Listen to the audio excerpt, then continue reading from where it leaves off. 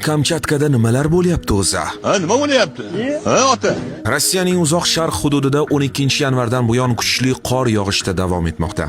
Ma'lumotlarga ko'ra, dastlabki 2 kunda oylik yog'ingarchiliklarning 52% yog'ib qo'ygan. Ayrim joylarda qor uylarning 2-qavatigacha yetdi.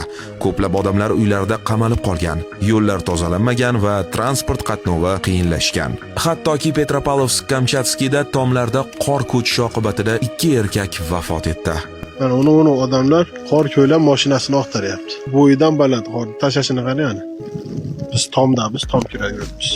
Uni bolacha maza qilib o'ynayapti qor. Hududda favqulodda holat rejimi joriy etildi. 14-yanvar kuni ikkinchi siklon kelib, shamol tezligi soniyasiga 38 metrgacha yetibdi.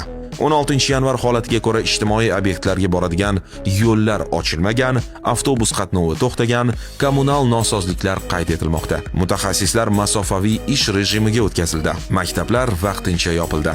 Ayrim hududlarda oziq-ovqat taqchilligi kuzatilgan. Do'konlar ham bo'shab qolgan. Internetda odamlar mashinalarini qordan kavlab olishga harakat qilayotganliklari, ayrimlar svetoforni ushlab ko'rish orzusiga yetganini bo'lishsa,